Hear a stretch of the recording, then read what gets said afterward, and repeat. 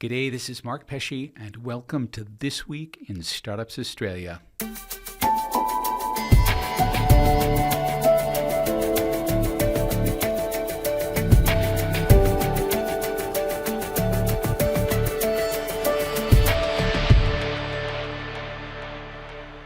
Across 12 years, This Week in Startups Australia has charted the growth of Australia's startup ecosystem and beyond, all the way across the Tasman to New Zealand. On our last episode, we looked at ZapMe, a startup working in one of the most highly regulated areas of the economy, telecommunications. But telecommunications is a huge field with lots of space for new startups. In this episode, we take a look at another one of them, solving the last mile problem for connected sensors out in the field, recorded live from the show floor at the 2025 Canterbury Tech Festival. That's coming right up on this episode of This Week in Startups Australia.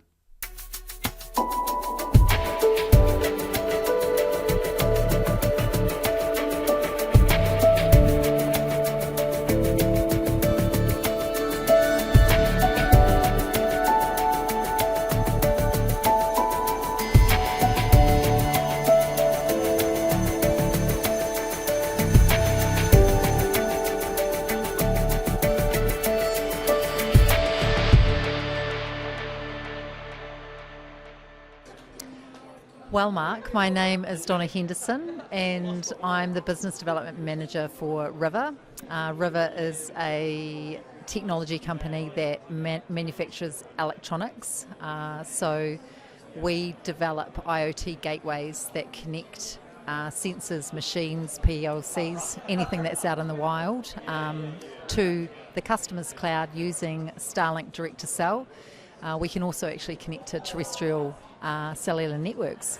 Okay. All right, so does this take the place of having a StarLink connection antenna? Is that built into this, or do you connect it to your StarLink? That's a really good question. StarLink didn't rebrand the service, so we call it StarLink Direct-to-Cell, and StarLink use a cellular spectrum that they lease off a mobile network operator country by country, and it's a new V2 mini Starlink satellite. About 750 have been launched into orbit, and those satellites have the direct-to-cellular antenna, which we've developed our technology to use an LTE modem that connects using So you don't need, the StarLink terminal is what it's called. You don't need the StarLink terminal. You can just use this device and that's it. Yes, and the StarLink terminal provides you with broadband, whereas ours is more IoT data. So low bandwidth. Low bandwidth with high latency. For context, I think certainly in New Zealand and in Australia, this would often be things that are monitoring agricultural, right? Or mines. Yep. Agriculture is definitely one of the verticals. Utilities, environmental monitoring, oil and gas, mining, any industry that has high value assets that generally sit outside cellular, or high value assets that go in and out of cellular, or a lot of Australia right there. Yes, or even assets that need a fallback to satellite when the grid fails. Yeah, of course. All right, so does that mean, are these battery powered, or do they accept a battery? So in other words, when you're putting them somewhere that's really remote, how do they run? We generally connect to a solar panel with a battery backup as well. So it's a full IoT solution that we're just the part that does the connectivity piece. So generally there'll be a solar panel and a battery pack that will power a sensor. Yep. And we tap into that power, or you can plug it into mains. So we've done a few pilots where we've monitored transformers and stuff on the grid, and there's always power close by. Of course, because you're right there. Okay, all right. So are these on the market now? No, they're not. Are they close to market? Yeah, they are. So the satellite network is in orbit. Right. StarLink have some key partners with their mobile network operators country by country. So in Australia it's Telstra, New Zealand it's 1NZ, T-Mo in the US, and Rogers in Canada. We have been working with these partners to establish relationships and put our box through compliance. Our modem also needs to be tested as well. So we're nearly at the end of that process with T-Mobile. and T-Mobile are the first ones to go live with the LTE data. Go live in America first. Yeah, we do. Are there also then regulatory issues because these are telecommunications projects in 4 different regulatory domains? Do you have to worry about that? Yeah, there's a lot of regulatory stuff that we need to worry about. This is my own history because I used to make devices that connected to the telephone network, so I know way too much about that. Oh my goodness, don't even get me started. But our device needs certification, our modem needs certification, and then our SIM profile needs to be set by the mobile network operator in order to connect to the StarLink satellite. So it's really got nothing to do with StarLink. It's those key partnerships with the mobile network operators that are really important to us. Yeah, okay. And has that taken a long time then? Yes, it has taken a long time, Mark. It's taken a long time. There is a satellite network up there. It's ready to go, and if only someone would connect to it. yeah, the mobile network operators are rolling this out through their handsets first, so they're connecting people first, which makes sense. You can send a text message using a 1NZ SIM card using the orbital network, but you can't send data until your device has been through compliance and your modem's been through compliance as well. So it's country by country, that seems to be, they roll out handsets first, IoT second. Right. Okay. All right. When we start seeing that, is that going to transform the way organizations that are installing remote sensing will be able to operate? Does that give them a lot more sort of capability? Absolutely. Traditionally, you could connect to a geostationary satellite with a very expensive box, with a very expensive data plan. There's things like Iridium short burst data, which is sending, you might be doing a read off your sensors every 15 minutes and sending it once a day. Direct to cell will give you 3G capability via satellite. Yeah. So that's Pretty good. That's exactly. It's pretty good. It's something where it's continuous monitoring. It's not periodic monitoring. Absolutely. On that note, though, the satellites do pass over periodically, so there are broken connections. So the way that the Rivir device works is it creates a virtual persistent connection through digital twinning on our server and on our device. So the business logic system doesn't know that it's an intermittent network. The sensor doesn't know it's an intermittent network. Most systems don't like intermittent connections. No, they don't. And traditional cellular does not like intermittent. Yeah. Yeah, there we go. Yeah. Okay. Did you design and manufacture the hardware? Yes. Our first iteration was working with another satellite network called Swarm. That was a VHF network. Is that the one in the UK that got shut down? No, it was the one in America that got shut down. Sorry. So, I'm all confused. Yeah, I know, there's so many. SpaceX purchased, probably 2.5-3 years ago, purchased the Swarm network.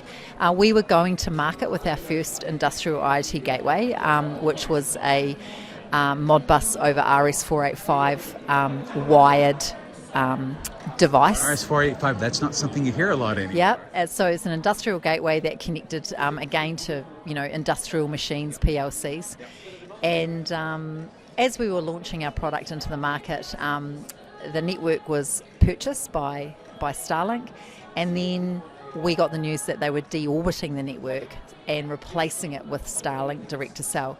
So we've actually had 2 years to develop and manufacture our new box. We're pretty excited. It can send and receive data more often. It can send more data. We were limited to 190 byte packets with the other network, so more of an Iridium short burst data. 191 packets of about 1,000 characters per packet. 24 packets a day, 195 bytes per packet. So classic IoT. Yeah, classic IoT. So we feel pretty lucky that we partner with SpaceX. The network's fantastic. The satellites are in orbit. there's this added layer of complexity because they didn't buy their own spectrum, they're leasing it from the mobile network operators. So we now have to have relationships with them. And so that's pretty much what my day is taken up with, is moving forward with those relationships and also connecting with customers who have real world use cases. Do you have investors? Yeah, we do. How do you keep them calm and copacetic through this long regulatory and sort of business building process? How do we keep them calm? We've actually just got amazing investors, and That's a good answer. yeah, amazing investors, and they can see how large the market is by vertical. At the moment, we are concentrating our efforts on regulatory compliance for oil and gas operators at the well pad. So upstream operators need to meet emission standards, methane mitigation, methane monitoring. Oh my gosh, that's right, because that's huge, because they found out that almost all of the wells are leaking more methane than they thought, Yes. right? So yeah. But first you've got to measure it, and then you have to do the work to keep monitoring and obviously mitigate the methane that's leaking in the first place. So they need connectivity for that. So we're not sensing methane. We let the sensor manufacturers do that. We're just giving them the ability to connect rather than Bob driving out in his ute, taking 8 hours, plugging, Well, and it's not continuous. That's the thing, right? You actually want something that can literally send up a flare when things are breaking. Yeah. Wow. Okay, this is amazing. Thank you so much.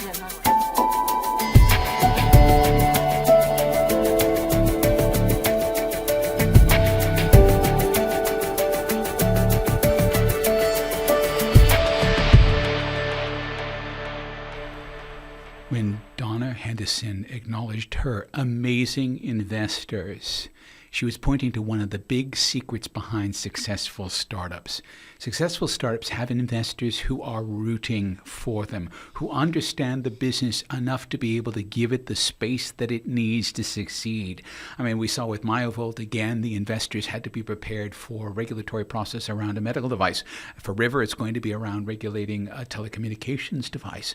An investor at an early stage really is a special creature because they're in a relationship. It is not just an investment. And that relationship is about nurturing and growing. And that requires all of the qualities of parenting. So you need to be patient, you need to be forthright, you need to be giving. And if you can do all of that and you can find investors with all of those qualities, then as a startup, you're on the first step to success.